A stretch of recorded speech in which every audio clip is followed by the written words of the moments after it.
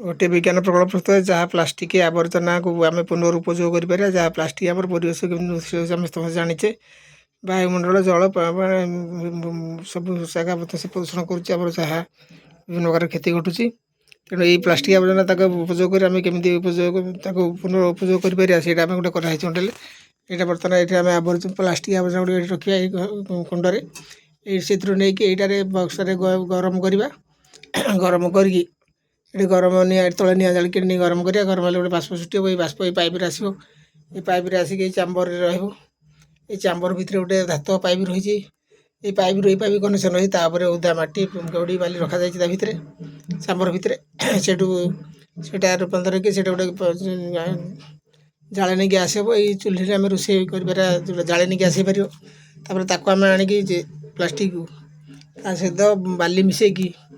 आम छाँचर पकई आम ये गढ़ी पार टाइल हो पार वाटर प्रूफ